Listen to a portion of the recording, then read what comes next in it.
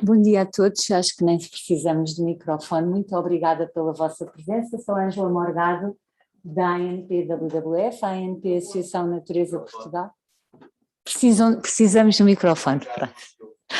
Ai, é verdade, isto está a ser gravado em streaming. Ângela Morgado, da Associação Natureza Portugal. A Associação Natureza Portugal representa a WWF aqui em Portugal. Nós temos um programa de conservação que abrange várias áreas, entre as principais são florestas, oceanos, água, alterações climáticas e alimentação. Este evento surge de uma parceria global que a WWF tem com a BCG. É uma co-organização da ANP e da BCG em Portugal. O ano passado, ambas as organizações lançaram um relatório sobre como é que o setor corporativo pode incorporar a biodiversidade nos negócios, pode e deve dar atenção a esta área. E nós desafiámos a BCG em Portugal para, por um lado, traduzirmos este relatório como uma ferramenta importante para quem realmente trabalha nas empresas e quer conservar a biodiversidade, e por outro lado tentámos fazer aqui um exercício de adaptação de alguns aspectos do relatório à realidade portuguesa e fazer chegar às empresas um plano de ação corporativa no sentido de como é que as empresas verdadeiramente, para além daquela questão que é algumas delas apenas plantam árvores, e nós fizemos um editorial neste relatório a dizer que não chega a plantar árvores, portanto um processo bastante mais profundo e de transformação sobre a incorporação da biodiversidade nos negócios e como é que estas empresas podem ser líderes nesta transformação verde, neste paradigma novo que desejaríamos para a nossa sociedade. Portanto, sejam bem-vindos a este debate. Convido e agradeço a presença da Senhora Secretária de Estado da Valorização do Interior, doutora Isabel Ferreira, e de todos vocês, e convido a Senhora Secretária de Estado para dar umas palavras de abertura aqui no nosso evento.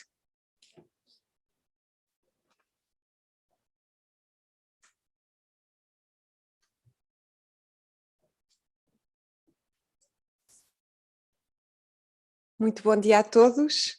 Cumprimento a Senhora Diretora Executiva da ANP, WWF, Ângela Morgado, e o Sr. Managing Director da BCG, Carlos Elavai, e sobretudo dizer que é com muito gosto que estou aqui nesta iniciativa, na abertura deste evento da apresentação em Portugal de um relatório tão relevante e que foi um projeto já lançado em dezembro de 2020, nesta parceria da WWF com a BCG, mas que em boa hora aconteceu e que também foi adaptado ao contexto nacional, o que é extraordinariamente relevante.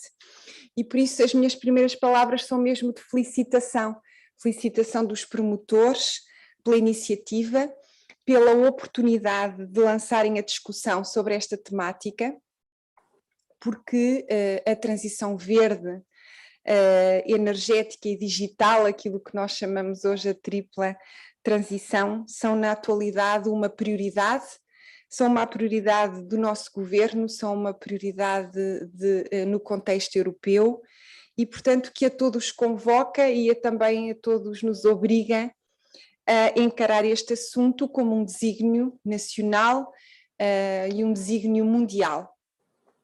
E a apresentação das conclusões deste relatório de um plano de ação corporativa pelo clima e natureza trará certamente uma abordagem que visa reduzir o impacto climático das empresas e apresentando e debatendo o que está ou poderá ser feito no tecido empresarial português, motivando para a adoção das recomendações resultantes deste projeto.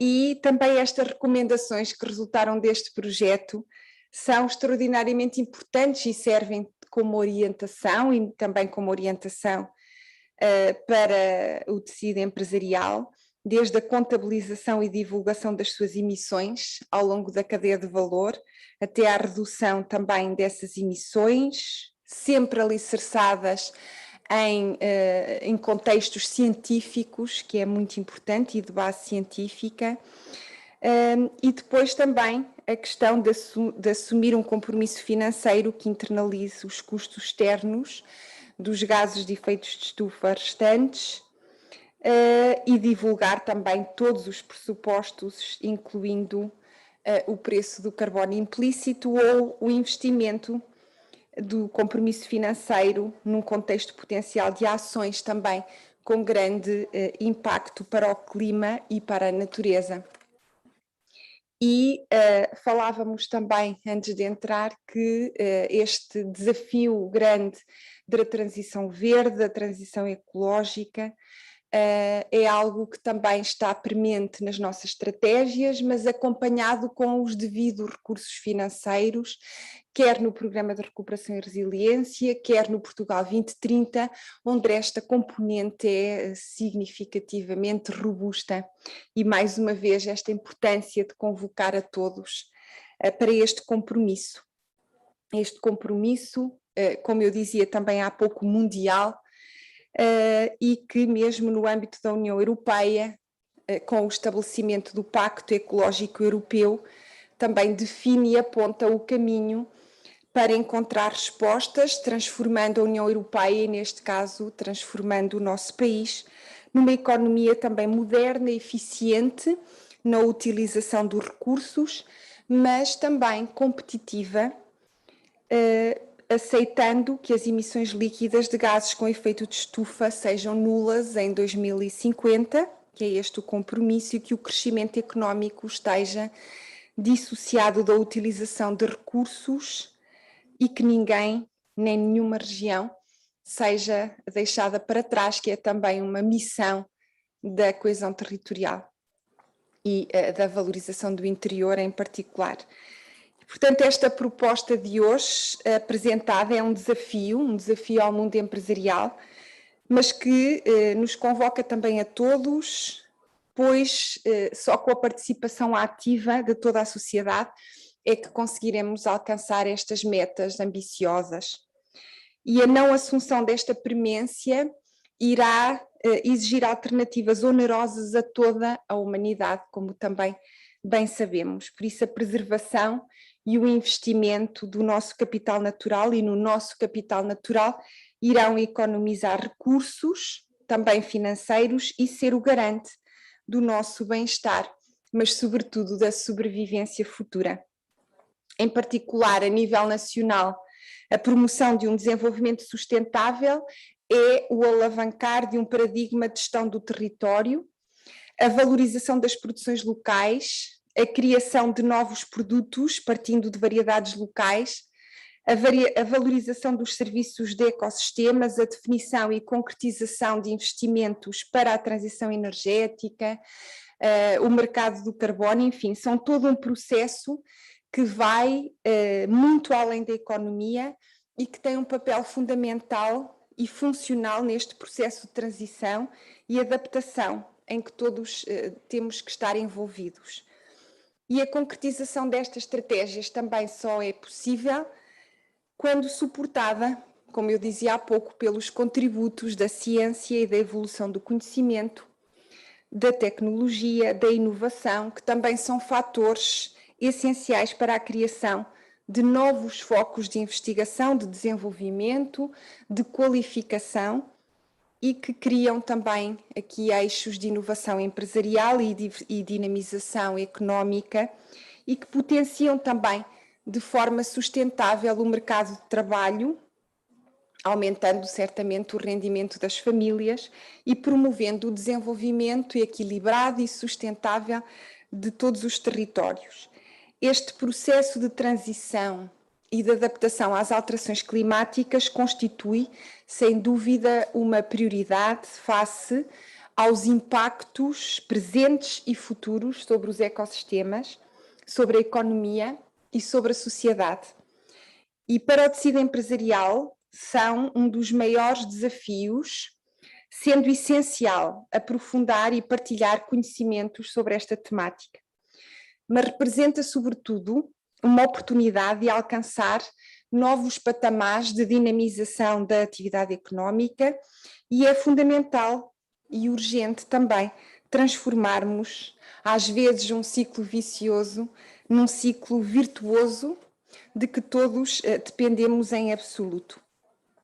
Esta Secretaria de Estado da Valorização do Interior também tem, naturalmente, uma estratégia que tem vindo a ser implementada, considerando vários eixos de intervenção prioritária, e um deles é também, sem dúvida, o impacto das alterações climáticas, que depois também está relacionada com a evolução demográfica e com o nosso grande desafio, que é a criação e a fixação de emprego, combatendo também as desigualdades territoriais, e que passa por esta implementação de plataformas para uma sociedade sustentável, ecológica, digital, de futuro, e que contribua também ativamente para posicionar o interior do país como um espaço atrativo para o investimento, para as empresas, para a inovação e, mais uma vez, este objetivo importantíssimo que é o da fixação de famílias.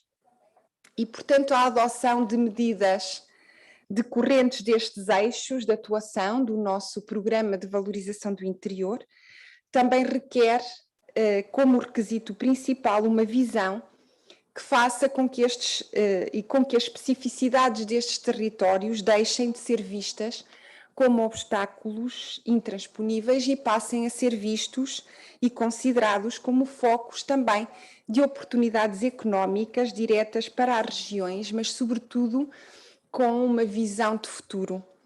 E esta é sem dúvida uma das pedras basilares que devem sustentar a transformação de Portugal num país mais homogéneo, mais coeso, mais equilibrado, e que é um desígnio da atuação do nosso governo, porque nós precisamos de olhar para as nossas cidades, para as nossas aldeias, de forma integrada, e sobretudo também o mundo rural tem aqui um papel muito importante para que as cidades possam existir.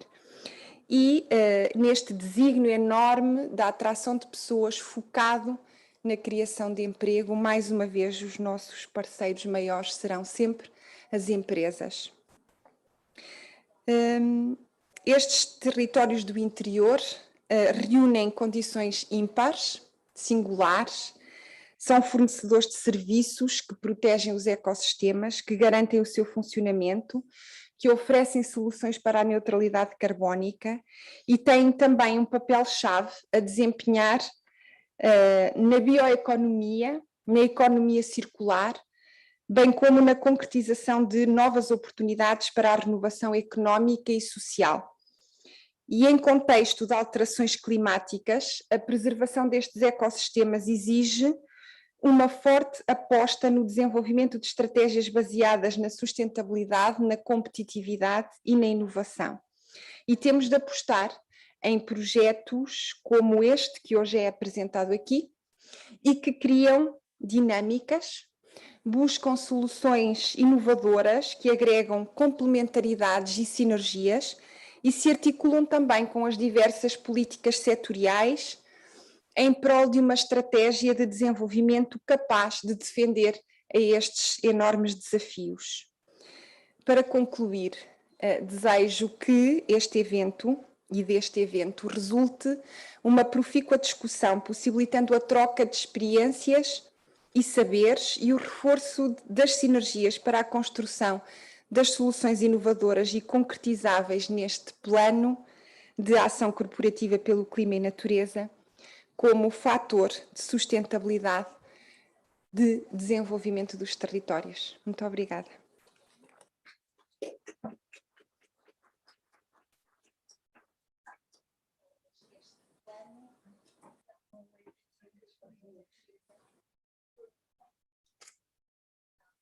Doutora Isabel, obrigada pela intervenção. É sempre motivador para uma ONG ouvir um governante com esse discurso, uma visão integrada do território e onde entram todas as componentes, e nós tivemos sempre diálogos muito positivos com esta Secretaria de Estado e, portanto, mais uma vez, obrigada por ter vindo aqui abrir o nosso evento.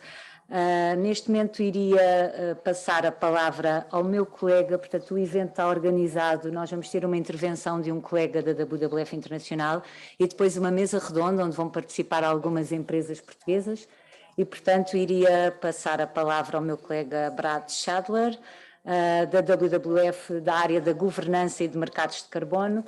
Hi, Brad. Do you hear me? Yes, nice to see you. Nice to meet you virtually. Yes. So vou falar só um bocadinho em inglês com ele. I want to thank you because I know you are, it's about 2 a.m. in the morning for you. So a nice time to be in an event. So Brad, you are in the West Coast of the United States. And so thank you for being here at this hour in the morning for you. And so with no more words, I'm giving you the floor for your presentation. Thank you. Thank you, and nice to be with everyone. Thanks for the invitation today to present. And I'm going to share my screen here. So yeah, so I'll present today a document, a publication that WWF International published in December of 2020. And I'll present today what the publication says, and also some additional insights from a year of socializing this document and the framework within it, what we call the Corporate Climate Mitigation Blueprint. And we think that this is a foundation for a holistic, truthful, and credible climate action for companies. From a year of socializing this document and the framework within what we call the corporate climate. This is the document here, and this is a foundation for a holistic. Moving here, this is these are the 3 reasons we decided to do this project. We wanted to connect 3 parts of climate strategy together, which are sometimes separate or not put together in a very positive way. So the first aspect that we wanted to put together was the Science-Based Targets Initiative. The Science-Based Targets Initiative is a project that has existed from 2014, I believe. It was started by WWF, the World Resources Institute, and CDP, and the UN Global Compact. And it was a project that was helping companies set emissions reduction strategies in line with science.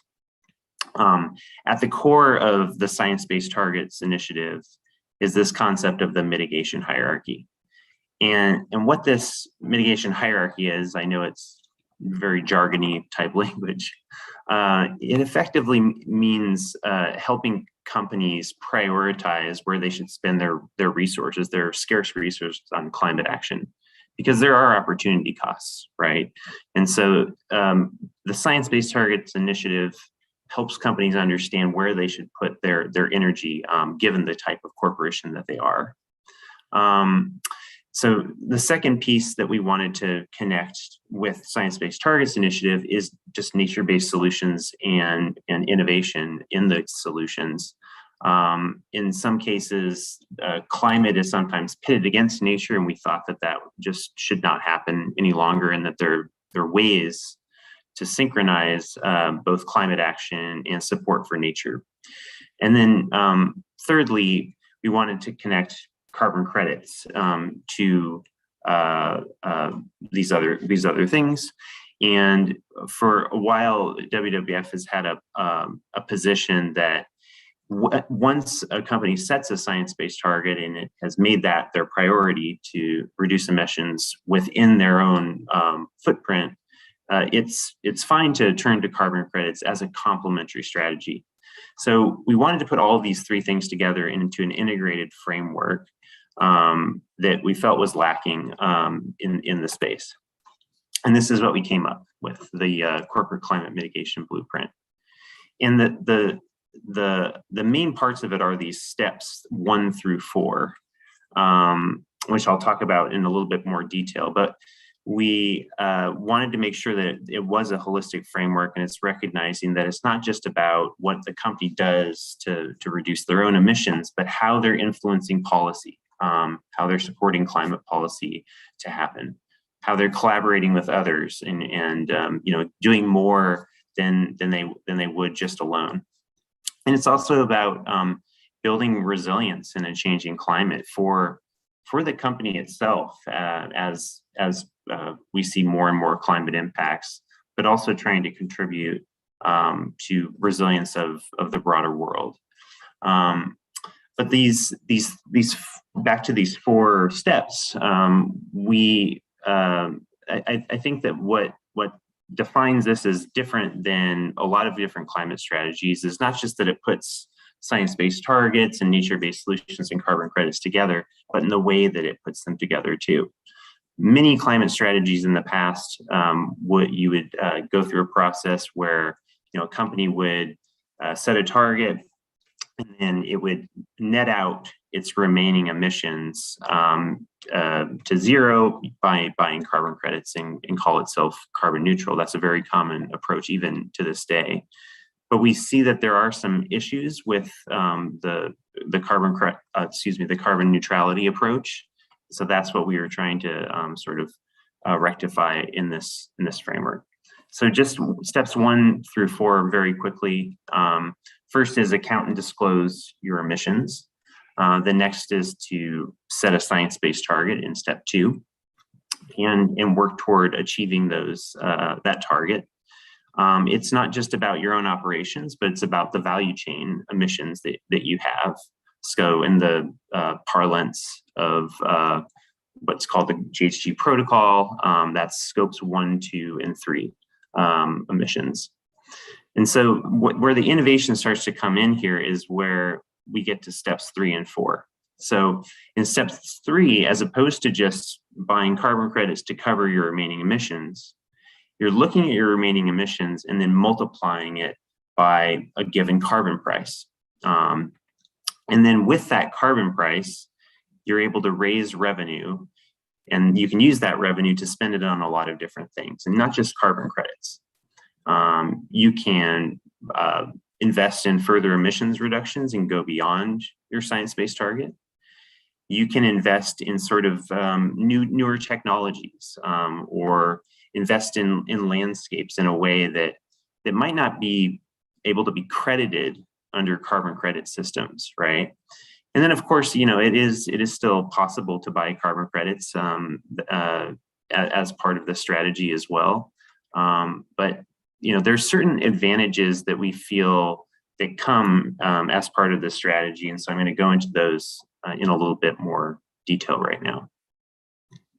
So let's use an example where a company is using the blueprint, and they commit to a price, a CO2 price of $20 a ton today, and then they ramp that up to $100 a ton by 2030. And these are just you know, just an example. Let's not go into the details of how you set that carbon price, because that is a question that we'll get back to later in the presentation here. Let's say that a company is using the blueprint. We think that some of the benefits are as the following. So setting this financial commitment using the blueprint, it encourages companies to look broader than the current voluntary carbon market, of which there are issues. It is hard to find good projects, and it's actually getting harder and harder. When we wrote this last year, we started to see a little bit of a supply crunch with carbon credits, but now it's even getting harder. A lot of the companies that are going out into the market and buying are not finding what they need as much anymore. And it's because there's such a demand in the markets right now, and the markets are not really responding as I think some would have hoped with additional supply. And hopefully that changes, but still there is a little bit more of a supply crunch right now, and prices are going up. The other thing we think that this can do is stimulate a race to the top in terms of companies trying to, you know, set a higher and higher carbon price. So maybe one company will set a $20 a ton price, and another would try and one up that company with, or its competitor with, a $30 a ton price. So we see that as a possibility here. We also see that if you're setting this internal carbon price, which you're raising revenue with, it can actually incentivize value chain emissions reductions more as well. So not only can you use that revenue to spend on further reductions, that's this box right here in blue and number 4, which are in your value chain, but it also provides just this price signal internally. So there's this virtuous cycle that you could see by having this stronger carbon price. The carbon price that you might set with this approach could likely be higher than what you would get if you're just using a normal carbon neutrality strategy. So I think it still can encourage the use of credits too. That's a benefit, right? But it just lessens the focus on trying to receive the lowest cost credit, right? Because in this approach, you're looking more at just the amount of revenue you're raising. It doesn't really matter how many credits you're getting, right? That's not necessarily your goal. It's to get an overall impact in whatever way you define that as, in how you spend this money, and it might not be on carbon credits. And the final reason I think that this is of benefit is that it can, if you use this method, it can help companies avoid the need to deal with double claiming in the Paris Agreement. And this is a very contentious issue, even within the community that talks about carbon markets.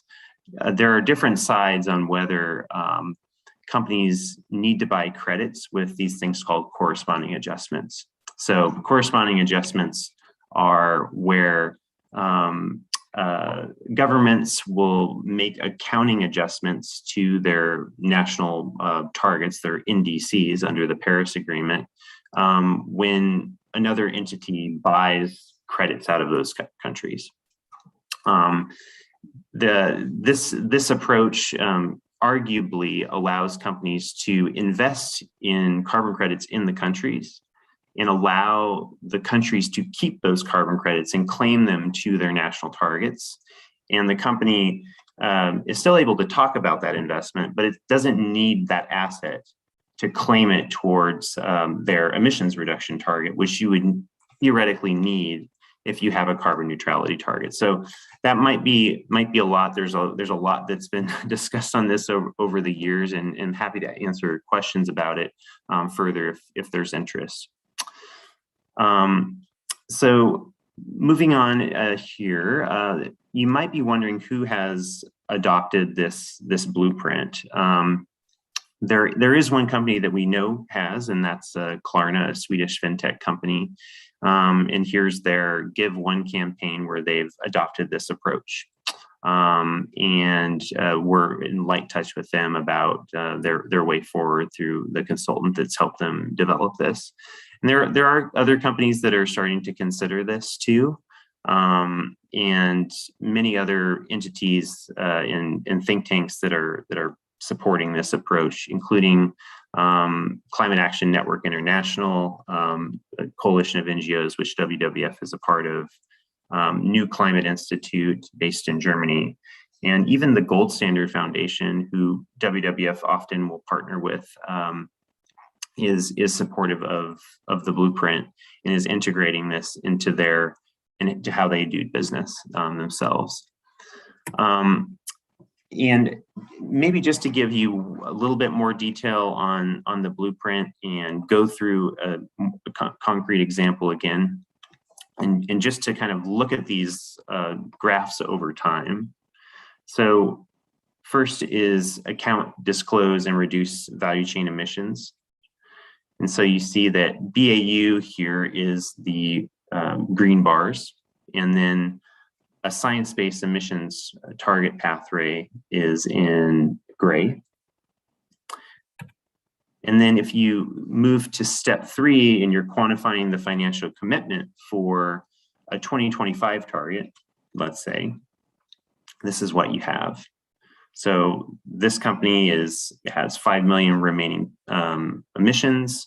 They're using a reference price of $20 a ton, and their total commitment will be $100 million over that period. And then now is the question of where they're going to spend this money. So this organization, they're deciding to spend it in 3 different ways. And again, this is just an example. A company could decide to just spend it on A, or spend it on B, or spend it on C, or any other sort of combination of those. But this company is spending a little bit on reducing their emissions further beyond their science-based target. They are investing in unlocking climate solutions.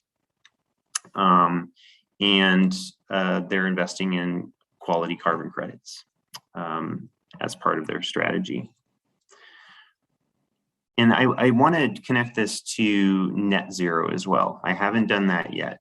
But we do think that the blueprint, one of the reasons why we developed the blueprint, and I didn't say this at the outset, is that in 2020, there was a lot of discussion on net zero, and the Science Based Targets Initiative had not developed their net zero standard yet. And that net zero standard is now due to be released on October 28th of this year. But at that time, there's sort of this vacuum. There wasn't a clear signal about what companies should be doing in the near term, because net zero is a longer term prospect, right? And many companies are looking to hit net zero in maybe 2035, 2040, 2050. So we thought there needed to be something in the interim. So you can see how the transition happens over a longer period of time to net zero, where around 2035 in this graph, you start to see a transition towards what are called neutralization actions. And that is a transition to specifically carbon removals. So I haven't talked about that a lot in this presentation, but you can have carbon removals and carbon reductions in B and C here. But eventually, to hit net zero, companies will need to transition to removals only. So I just wanted to give you a sense of how that might look with net zero. And I think I might actually pause here to turn it over to questions. I'll just say very quickly that we are doing additional thinking on the blueprint, including on how to set a price on carbon and providing guidance for companies on where to set that price exactly, because it's not exactly clear. So but I would like to sort of get to questions and move on there, because I could continue talking about this, but I want to hear from you. So thanks very much, and thanks again for having me.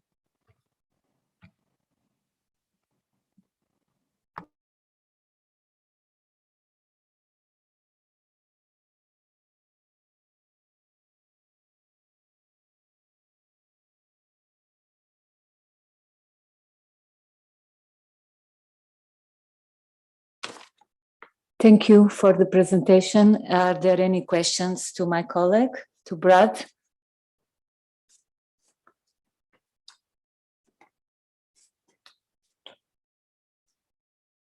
So I think there are no questions for you. So your presentation was Thank you for the presentation. Are there any questions to my colleague, to Brad?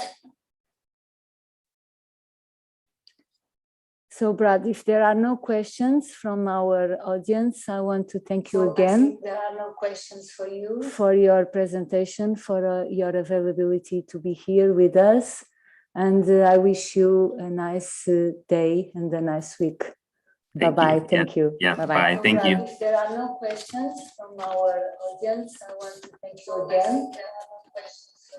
For your presentation, for your availability. Peço desculpa que o som está bocadinho. And I wish you a nice day and a nice week. Bye-bye. Thank you. Yeah, bye. Thank you. If there are no questions from our audience, again.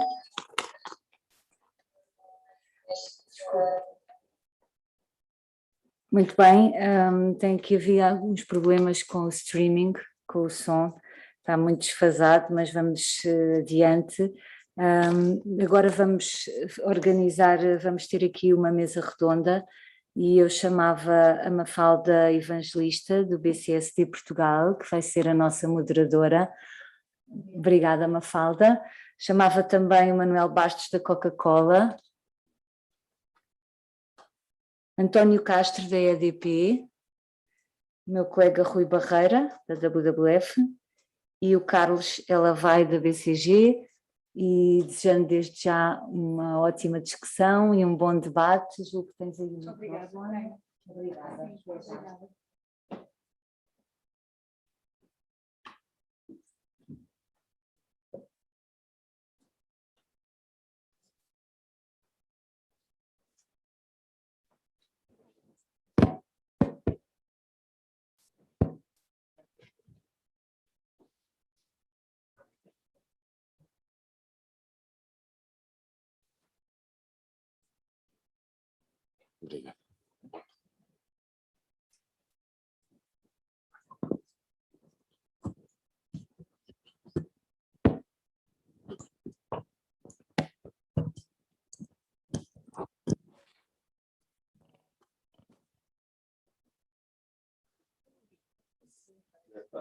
Sim. Já está.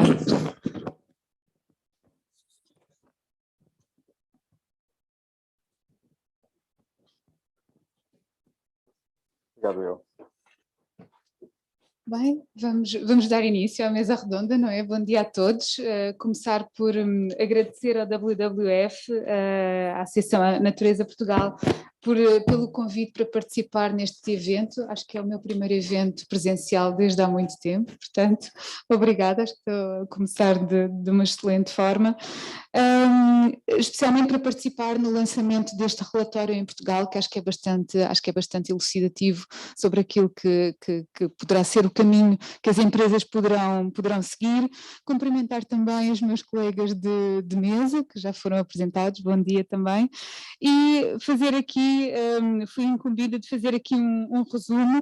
Acho que começar por falar um bocadinho deste tema, acho que já foi tudo mais ou menos dito.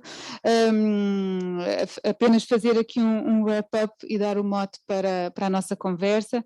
Efetivamente ainda não estamos no caminho certo para conseguirmos atingir a neutralidade carbónica até 2050 e podemos falar de vários termos à volta ou ser net zero, ou neutralidade carbónica, ou carbono zero, ou carbono negativo, enfim, há aqui vários termos, e portanto sabe-se também que a mobilização das empresas vai ser significativa, vai ser essencial para conseguirmos assegurar a transformação que tem que acontecer nos vários setores de atividade, e aqui na nota que foi feita pelo WWF para este relatório é possível identificar aqui aqueles setores que são mais significativos e que têm um trabalho, se calhar um caminho mais intensivo e onde o investimento necessário será mais intensivo até 2030 e até 2050 também. Sabemos que este caminho até 2050 e a neutralidade carbónica vai exigir que consigamos todos reduzir as emissões para cerca de metade até 2030. Sabe-se que as empresas de uma forma geral, especialmente as grandes empresas globais, já estão todas um pouco por todo o mundo a estabelecer aquilo que são compromissos em prol do clima, em prol da natureza também, e que, enfim, há algumas diferenças naquilo que são os compromissos, e também este tipo de referenciais são importantes para que haja cada vez maior coerência na mensagem das empresas sobre o que é que significam estes jargões de net zero e neutralidade carbónica ou neutralidade climática também. E portanto é importante que as empresas de uma forma geral comecem por contabilizar as suas emissões. Só desta forma é que é possível ter uma noção daquilo que será o investimento necessário. É importante que a forma de contabilizar as emissões seja feita de forma reconhecida, seguindo referenciais reconhecidos, de forma a assegurar também aqui a comparabilidade entre o que as várias empresas dos vários setores de atividade contabilizam. Só desta forma é que é possível cada empresa conseguir, cada empresa e também, enfim, os Estados de uma forma geral, conseguirem identificar quais é que são os investimentos a realizar e que são necessários para a sua jornada para a descarbonização. Assim, pegando um bocadinho à situação em que estamos hoje, até ao final da década temos que conseguir reduzir cerca de 7% ao ano as emissões para conseguirmos atingir a neutralidade carbónica a nível global. E, enfim, conseguirmos estar próximos daquilo que é os objetivos do Acordo de Paris. As compensações voluntárias de carbono, no último ano, estudos que foram publicados este ano pela Ecosystem Marketplace, os mercados voluntários de carbono aumentaram cerca de 60% desde o início do ano até junho e, portanto, há aqui uma correria, não é, da comunidade empresarial para haver aqui uma compensação das emissões, mas a abordagem principal, claro que as compensações são importantes e devem acontecer, mas como foi referido, apenas para as emissões que são inevitáveis e, portanto, a principal abordagem a seguir deve ser no sentido de fazer o esforço de redução das emissões e, portanto, aquele alinhamento entre a contabilização e a hierarquia de mitigação. No entanto, as compensações desempenham um papel muito importante e é verdadeiramente importante que haja aqui que sejam credíveis, que sigam metodologias credíveis também e que sejam um misto de baseadas em inovação tecnológica, baseadas em soluções baseadas na natureza, não é? Que cumpram também o objetivo de proteção do capital natural e que consigam canalizar o investimento necessário também para proteger o capital natural. Estamos neste momento a aproximar-nos da 26ª Conferência das Alterações das Nações Unidas sobre Alterações Climáticas, vai começar no final do mês de outubro e, portanto, espera-se que nesta COP26 haja aqui um alinhamento daquilo que são as ambições dos vários países para a concretização dos objetivos do Acordo de Paris. Vão ser abordadas questões críticas, a questão do papel da natureza contribuir para ajudar a enfrentar a crise climática, como é que tudo isto se vai alinhar, a questão de tornar o carvão como uma fonte de energia do passado, que pertence ao passado, não é? Como é que isto vai acontecer em determinados países e a necessidade de mobilizar o financiamento climático necessário para acelerar a transição para uma economia net zero, portanto a questão do financiamento, que mecanismos e como é que vamos tornar tudo isto muito mais eficiente, enfim, é o que estamos prestes a saber daqui a algumas semanas e esperamos que sim, que as conclusões sejam interessantes. Portanto, e sem adiantar muito mais aqui o nosso painel, e pegando aqui tendo como mote aquilo que foi o relatório que foi apresentado e esta abordagem que foi apresentada, e começava aqui pelo Carlos Elava da BCG, para perguntar, e tendo em consideração aquilo que tem sido a vossa experiência de colaboração com as empresas, o que é que está a ser feito para melhorar esta contabilização e a divulgação das emissões e quais é que são os principais desafios que as empresas sentem na implementação destas abordagens? Muito bom dia. Acho que aqui, de facto, estamos a começar pelo passo número 1 e acho que uma das também conclusões que se pode retirar daquilo que foi a apresentação aqui do Brad é que todo este caminho está ainda muito no início. Eu acho que também é notório quando ouvimos também a forma como este blueprint foi definido, as dúvidas que ele pretende resolver mas aquelas que ainda subsistem, que isto é um desígnio que de facto ainda não é mainstream, ainda não falamos disto todos os dias nas empresas. Sim, fala sobre o passo número 1, que é esse pelo qual iríamos agora começar a nossa conversa, fala sobre a definição de um objetivo, sobre o conjunto de emissões que cada empresa ou cadeia de valor emite e, portanto, aquilo que se quer fazer como ambição, como objetivo, sobre esse conjunto de emissões. Mas ainda, digamos que está pouco materializado, iremos ter a oportunidade de falar tudo o resto que vem a seguir. E, portanto, sobre o ponto número 1, que é sobre o início, acho que aquilo que está a ser feito e que temos visto é medir a pegada. Aqui, as principais dificuldades que nós encontramos é o entendimento de qual é que deve ser o standard utilizado, que tipo de metodologia se vai utilizar, quem é que vai ajudar as empresas a fazer essa medição, essas emissões estão aonde, qual o scope que queremos colocar dentro dessa quantificação. Há todo um conjunto de dúvidas, porque de facto está tudo muito ainda no início. Na verdade, o que é que temos visto? Temos visto que tem vindo a duplicar ano após ano a quantidade de empresas que está a definir como net zero o seu objetivo, ambição, entre 2030 a 2050, mais ou menos, dependendo aqui do grau de ambição, mas agora o concreto, como é que começamos esse caminho, e começando pela quantificação, ainda creio que está bastante incerto, envolto em dúvida, mas esse é o trabalho que está a fazer agora. Agora digo, desde os últimos 2, 3 anos, e agora cada vez mais, com cada vez mais cadência, vemos essa preocupação de começar de facto a pensar de forma intencional sobre qual é que é a nossa pegada, como é que a medimos, incluímos ou não fornecedores, que espectro, como é que os incluímos na nossa avaliação da emissão e começar também a segmentar as emissões, começar a entender do que é que estamos a falar, que tipo de tecnologias podemos começar a pôr por trás destas emissões, para depois podermos falar do ponto número 2, que é então definirmos um objetivo de redução em cima dessa quantificação. Ok, obrigada.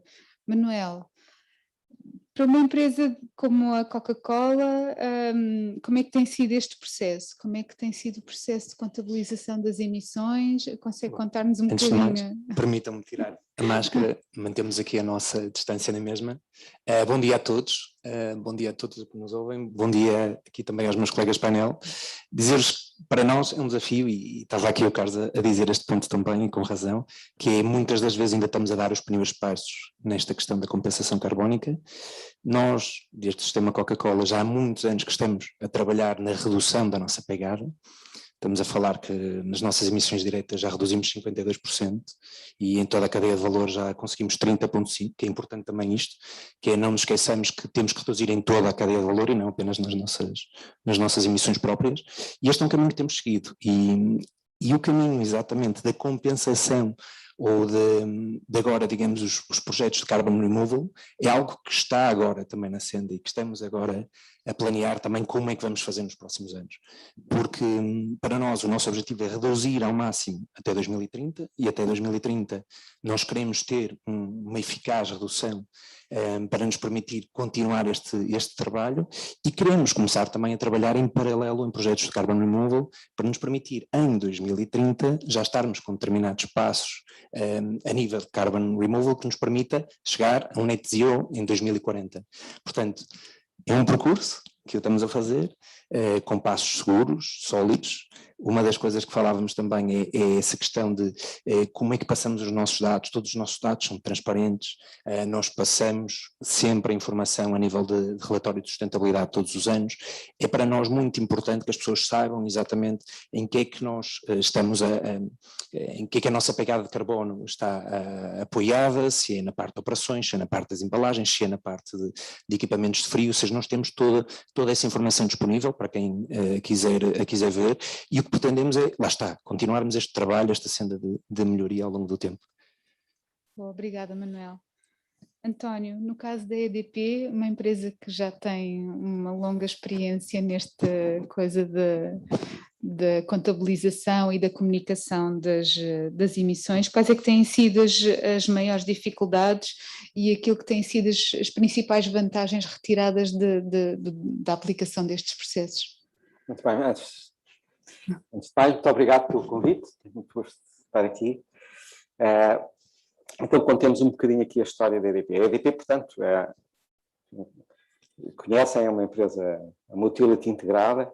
Hoje em dia temos operações em muitos países do mundo.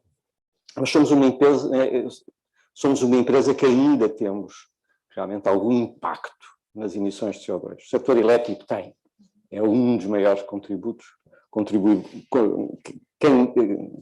emissores, se quiserem. E nós, desde, eu diria, uma estratégia já delineada há pelo menos mais de 12, 13 anos, que resolvemos efetivamente atacar o problema de frente e, no nosso caso, decidir não fazer mais instalações, não construir mais instalações emissoras de carbono e dedicar-nos essencialmente a investimentos em energias renováveis.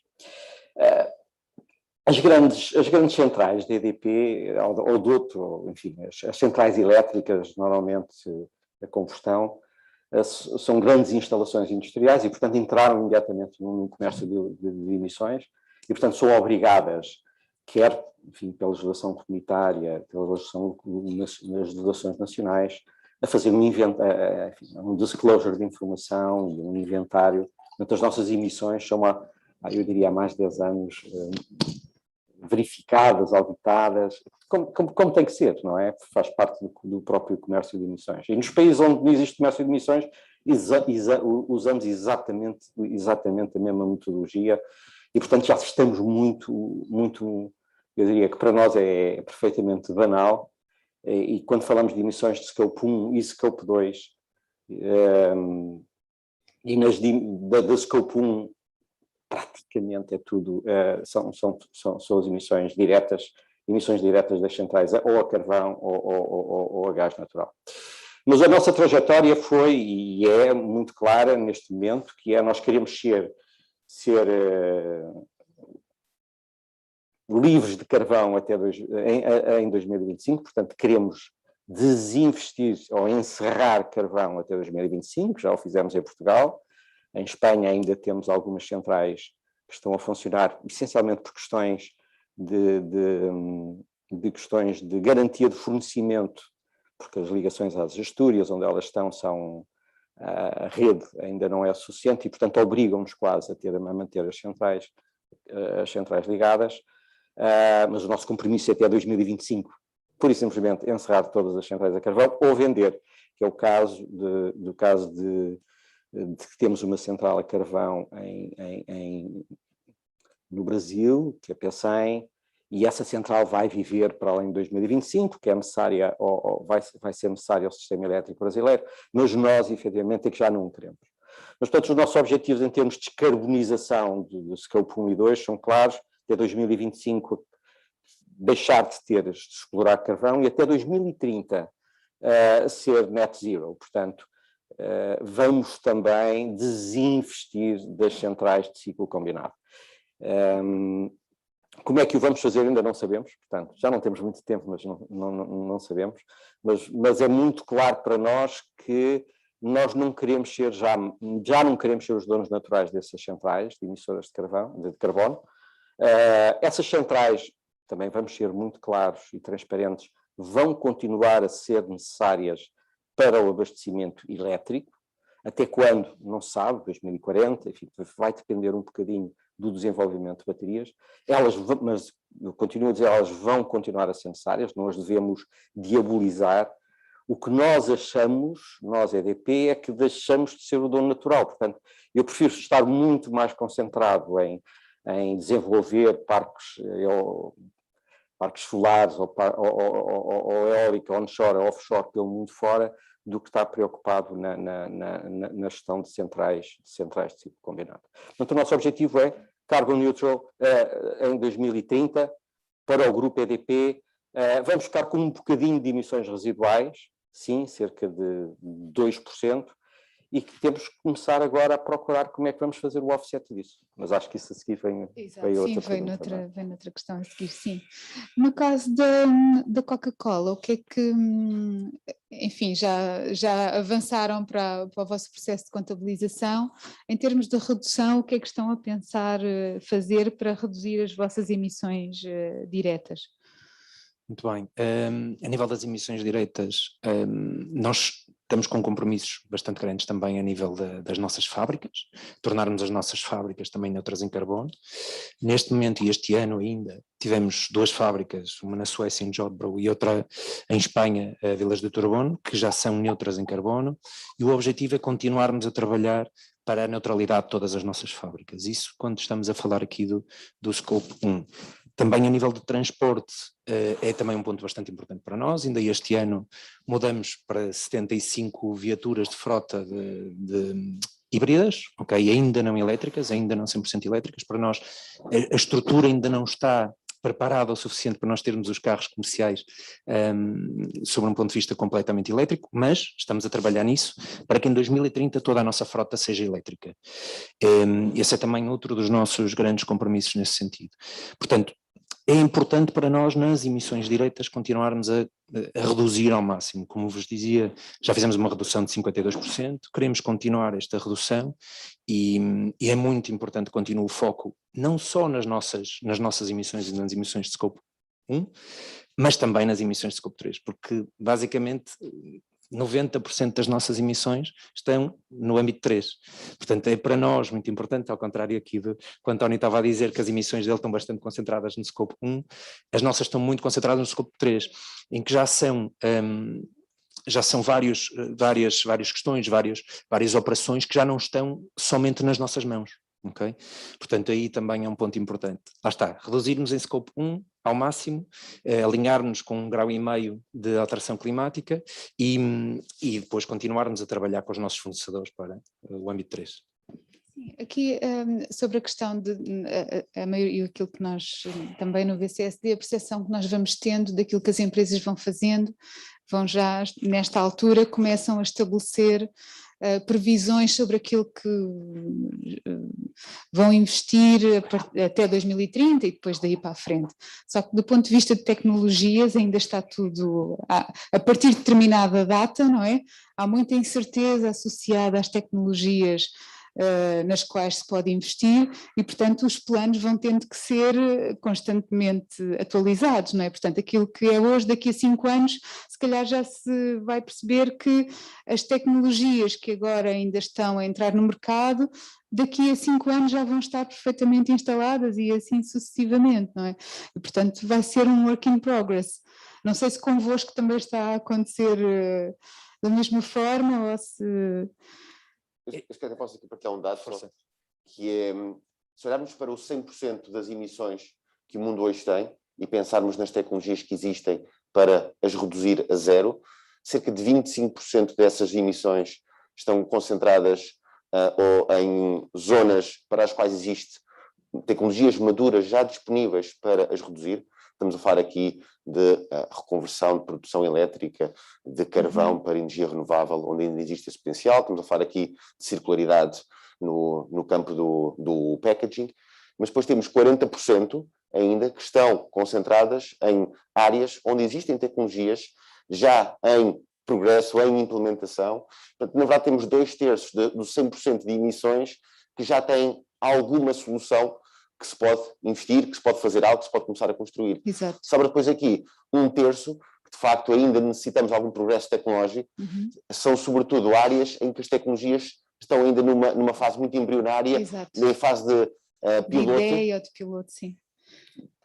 Isto só para enquadrar que de facto há aqui já um caminho muito grande que pode ser feito. Agora, associar essas tecnologias às emissões numa cadeia de valor é um esforço também muito grande. Sim. E esse tem sido o desafio que nós vemos, é conseguir, não é, ir buscar esse mapa de soluções, aquela que nos corresponde melhor e que se encaixa no nosso modelo de negócio. Porque depois entramos aqui na outra componente, que é como é que financiamos este grande investimento que tem que ser feito. Exato, sem dúvida. Carlos, tinha aqui uma pergunta antes para o Rui, se calhar, para nos explicar que, antes de voltar a si, Carlos, e obrigada,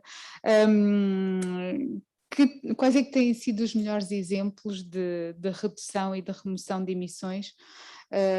Consegue dar-nos alguns exemplos? Sim, nós estamos sempre a ser abordados por empresas para fazer esse tipo de projetos.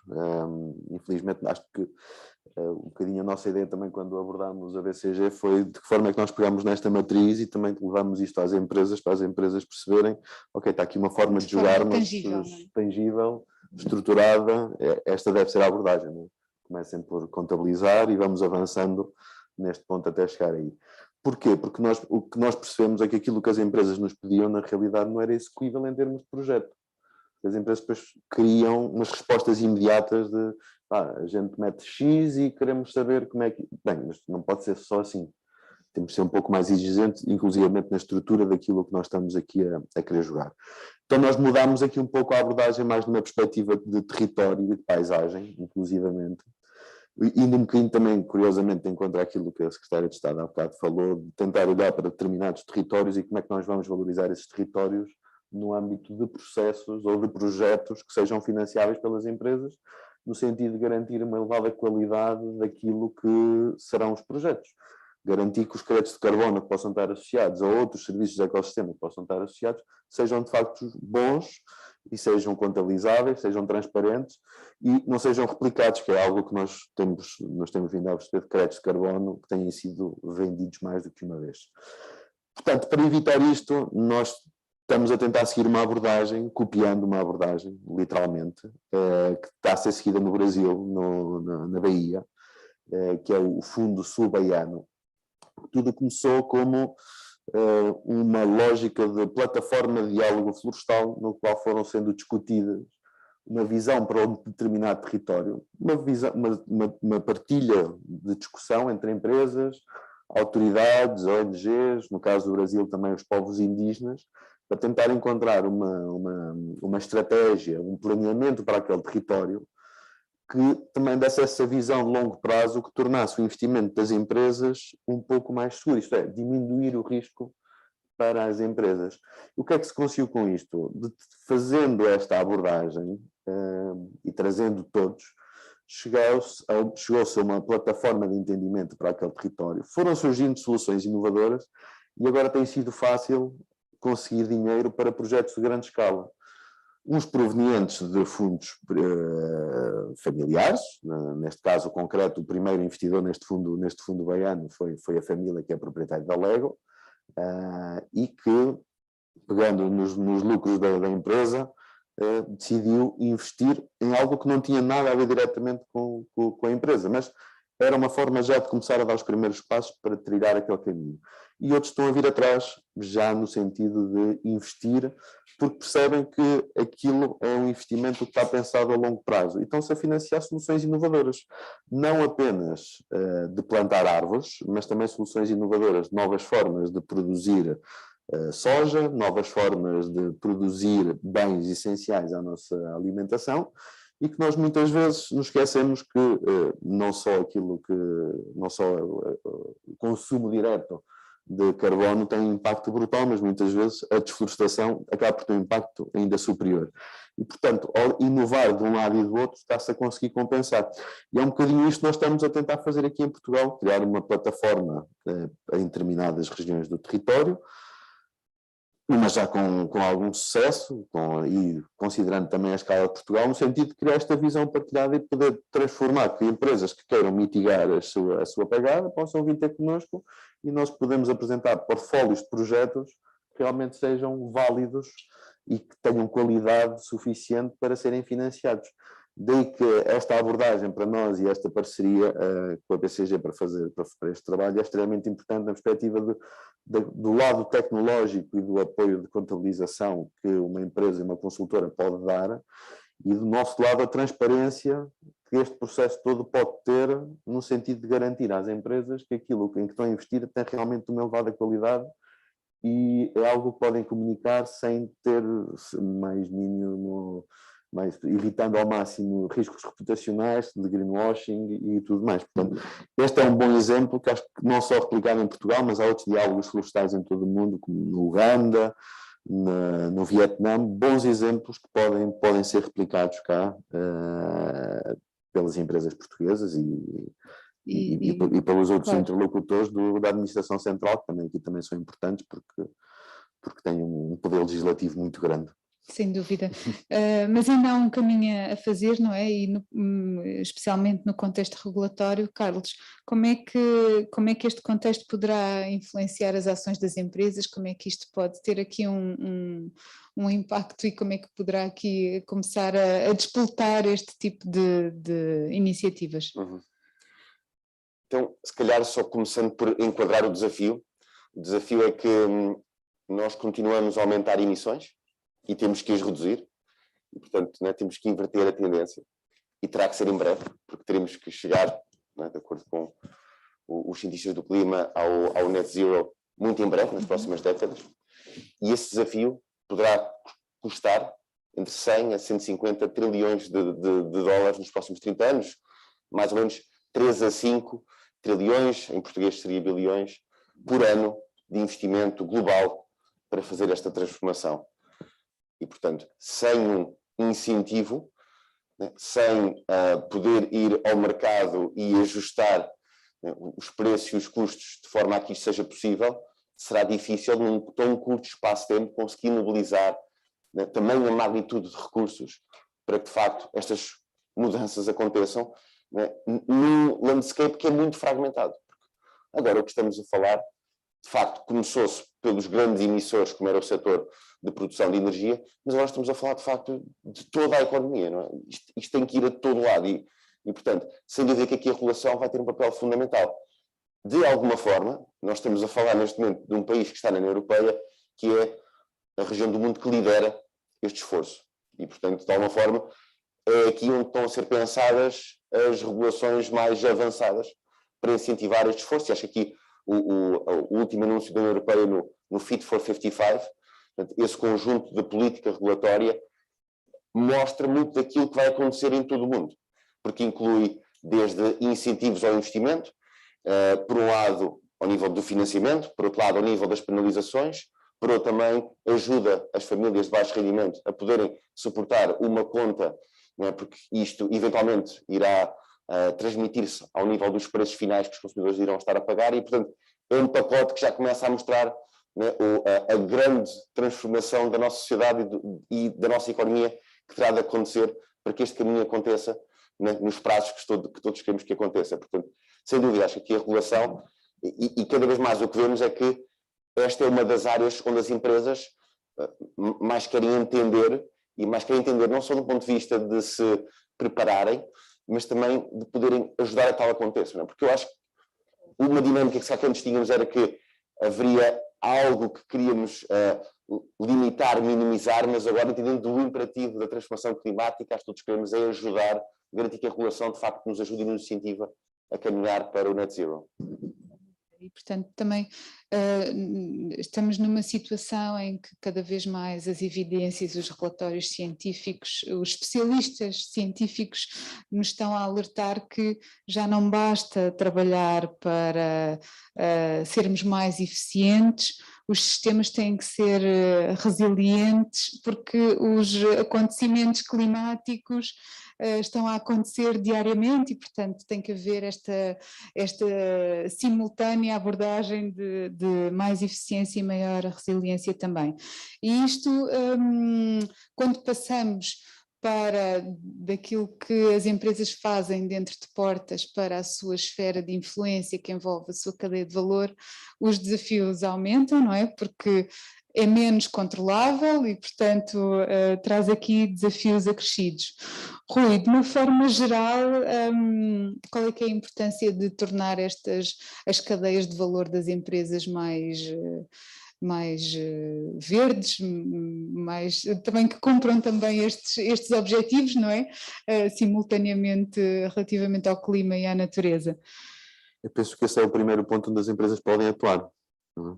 Porque uma vez contabilizado, é a esfera direta onde elas, de uma forma ou de outra, podem atuar, seja mais ajudante, seja junto dos principais fornecedores, seja junto dos pequenos, há sempre pequenas mudanças e creio que muitas das empresas tenham feito essas mudanças, seja utilizando certificações, que garantam a rastreabilidade até à origem dos produtos, garantindo que os produtos são produzidos de uma forma sustentável. No caso, por exemplo, do FSC, através do procurement, não é? do procurement, Das compras. é algo que tem funcionado, e grandes empresas como IKEA, o facto de ter dado a mensagem que o FSC era uma política e que queriam ser 100% FSC até ao final de 2000, lançou um sinal para o mercado que todos os fornecedores tinham que trabalhar nesse sentido. Depois teve o efeito dominó de eles que estão no mercado e que são o último interlocutor antes do consumidor, e chegou à floresta. Claro que não bastou fazer esse esforço e dizer isto, porque o que é que eles perceberam? Perceberam que na floresta não havia ritmo suficiente, porque não havia investimento suficiente para garantir que houvesse madeira certificada suficiente para eles poderem comprar. Então, eles próprios tiveram que investir no apoio ao desenvolvimento de áreas certificadas. Fizeram e ainda fazem isso em vários sítios, e esta mesma abordagem que eles utilizaram para a madeira, começaram a utilizá-la também no algodão, à medida que eles também se transformaram um dos principais produtores de sofás. E o mesmo estão a fazer nos painéis fotovoltaicos, agora que também se vão tornar um grande player, nas lâmpadas. Portanto, esta abordagem e o poder de o fazer, está claro que uma grande multinacional poderá intervir mais facilmente, mas é o sinal que lança para o mercado, e as pessoas, o consumidor, quando vai comprar, já vai comprar nesse sentido. E penso que noutros setores isso também está a acontecer. No setor das bebidas têm feito muito isso, trabalhar com agricultores, com os produtores agrícolas que produzem as matérias-primas, ajudá-los a ter melhores desempenhos no consumo de água. Portanto, as empresas têm aqui muitos pontos que inclusivamente as tornam mais competitivas, porque vão reduzir custos, muito provavelmente. Haverá casos onde, se calhar, o Carlos poderá saber melhor do que eu, onde pontualmente haverá um acréscimo de custos, mas se calhar a longo prazo isso vai se traduzir em maior competitividade da empresa, porque haverá uma tendência de aumento de preços e nessa altura já estará mais preparada para lidar com isso. Portanto, acho que não há dúvida que é o ponto central desta política de redução, que começa aí. Não chegará, mas tem que começar por aí e atuar o mais rapidamente possível. Obrigada, Rui. Carlos, como é que isto se processa nas cadeias de valor das indústrias mais pesadas? Como é que o esforço se vai distribuir de forma mais equitativa ao longo da cadeia de valor? Como é que, quem é que vai, alguém vai ficar a perder? Não, é assim, eu acho que no final todos vamos ficar a ganhar. Exatamente. É que eu acho que este é mesmo daquele tipo de mudanças onde esse alinhamento acho que pelo menos já está a ser conseguido, e pelo menos em algumas partes do mundo, e portanto acho que partimos desse pressuposto. Agora, é desigual o esforço inicial. Exatamente. Só para terem uma noção, era possível que, isto, dependendo da tecnologia, mas só para dar um número, se calhar a descarbonização total de uma indústria de cimento implica um aumento dos seus custos em 80%, e se formos para lá, em 70%. Agora, se pensarmos na cadeia de valor, para o consumidor final, poderíamos estar a falar de uma casa custar mais 3%. É verdade, é um custo. Portanto, existe, e está lá, e agora temos que pensar na regulação e na distribuição do esforço e naquilo que as sociedades, os Estados podem fazer para distribuir esse esforço de forma equitativa, dado que temos todos a ganhar. E aqui também recomendo, há um TED feito por um sócio da BCG, exatamente sobre isto, sobre este preço de 2% no custo final dos vários equipamentos, seja a roupa, a comida, os equipamentos eletrónicos, uma casa, um carro, que este, na verdade, se calhar é o custo final de tudo isto que estamos aqui a falar, destes tais 150 trilhões de investimento, mas ele, hoje em dia, não está incorporado nesse preço, não percorre a cadeia de valor até à fonte onde têm que ser endereçadas essas emissões, e esse é o esforço disto tudo que estamos aqui a falar. Ok, obrigada. Manuel, Na Coca-Cola, como é que a Coca-Cola tem vindo a envolver toda a cadeia de valor? Pronto, não há de ser um processo fácil, não é?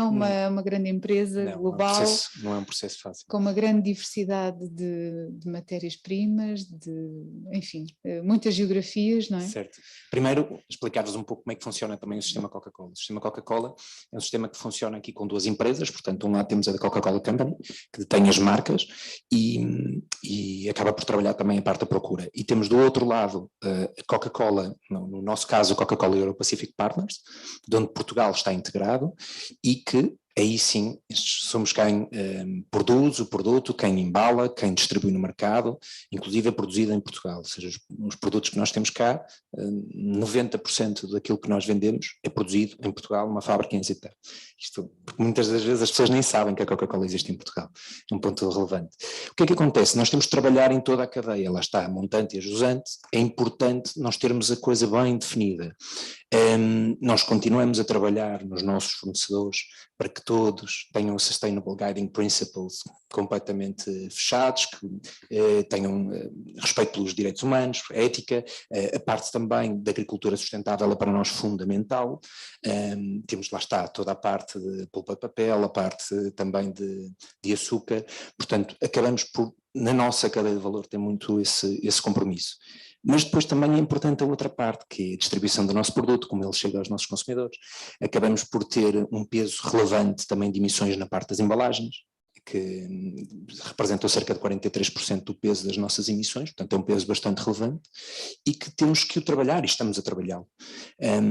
Nem sempre a melhor solução pode ser aquela que nos parece, que é tipo, ok, vamos então mudar tudo para retornável. Pode não ser a melhor solução, porque o retornável também tem o seu peso a nível de emissões. A embalagem é mais pesada, a produção é mais intensiva em carbono, gasta-se água para a lavagem, portanto, nem sempre são aquelas soluções que nos vêm à cabeça as melhores do ponto de vista de neutralidade carbónica.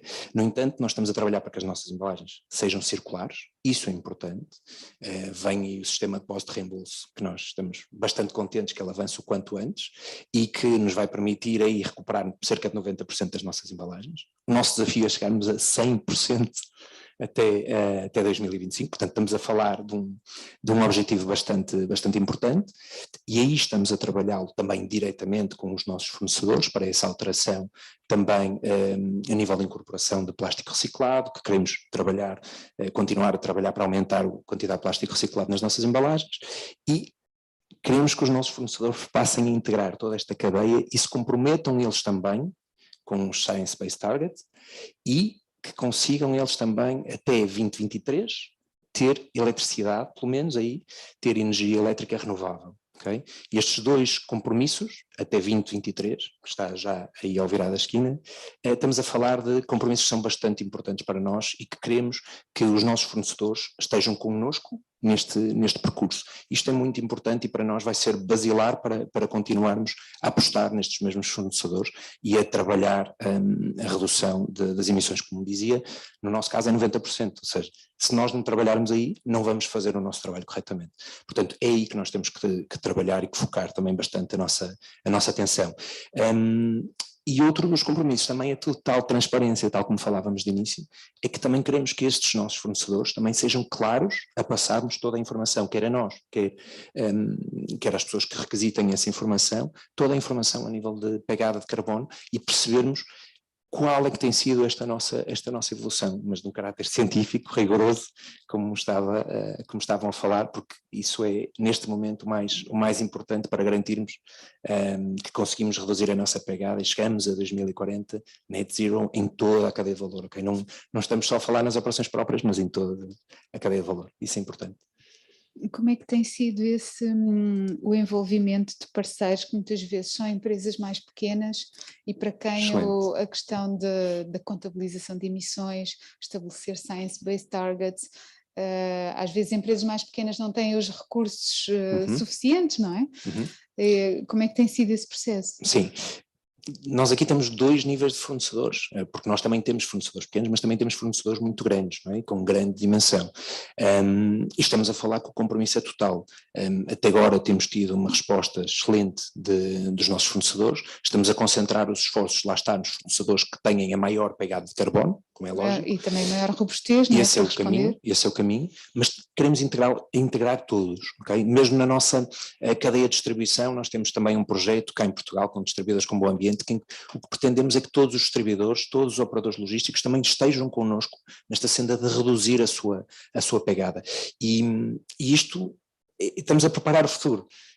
E é esse ponto que queremos continuar. Estamos a preparar o futuro para a neutralidade carbónica ser uma realidade. Ou seja, não é tanto aquela coisa, não sabemos como é que vamos lá chegar, sabemos como é que vamos lá chegar. Mas temos que dar passos seguros, temos que dar passos concretos e temos que perceber que este nosso caminho só é possível se todos estivermos a colaborar. Okay? Por isso mesmo é que também é importante que os consumidores, quem consome Coca-Cola também, ou quem consome outros produtos, também seja capaz de ter este discernimento muitas das vezes destas questões e perceber que todos temos o nosso papel a desenvolver. Okay? Obrigada, Manuel.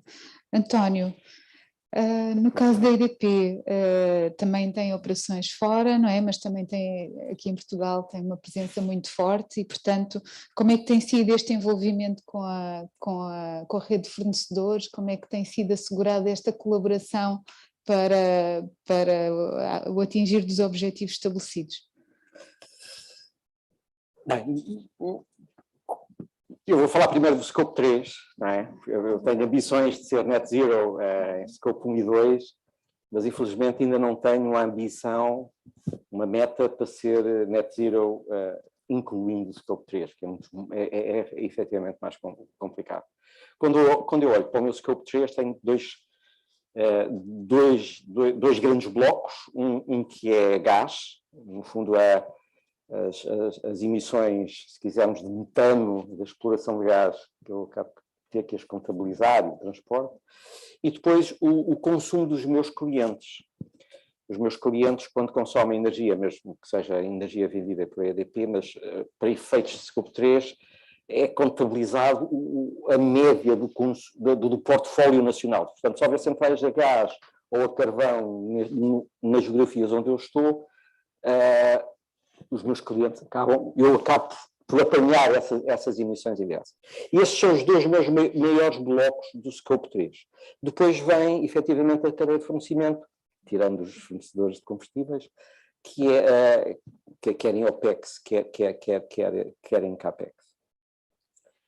E é sobre esses que nós estamos a olhar, porque os outros dois, enfim, estamos a olhar uma parte,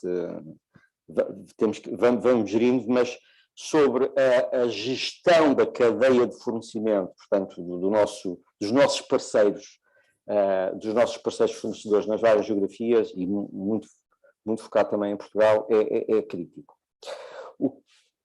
Só para vos dar só mais um número, 80%, a EDP tem mais de 20 mil fornecedores, 80% das compras estão em 500, 600 fornecedores. Portanto, first things first, a primeira coisa é olharmos para esses 500, 600 fornecedores e, efetivamente, para esses 500, 600 fornecedores, a nível global, ter um plano, pedir-lhes, enfim, envolvê-los, não só na questão da descarbonização, mas como a Coca-Cola e bem, em todo o scope da sustentabilidade. Estou interessado em saber o que é que eles fazem em direitos humanos, estou interessado em saber o que é que eles fazem em economia circular, mas, no fundo, essa grande fatia, eu diria que não é difícil também ser alcançada, estamos a falar de grandes empresas, portanto, eles próprios vão caminhar. O trabalho difícil é nos restantes, não é? Nas minhas restantes 20% das compras, mas onde tem milhares de fornecedores. Nós hoje em dia, como fazemos a contabilização, é através, enfim, de protocolos, GHG, mas o que nós pretendemos é chegar a essas empresas, tentar chegar a essas empresas. Aqui com o BCSD, nós defendemos junto do BCSD e o BSD connosco, digamos, de haver uma carta de princípios para as empresas começarem a divulgar a divulgar a sua estratégia de sustentabilidade, mas com objetivos.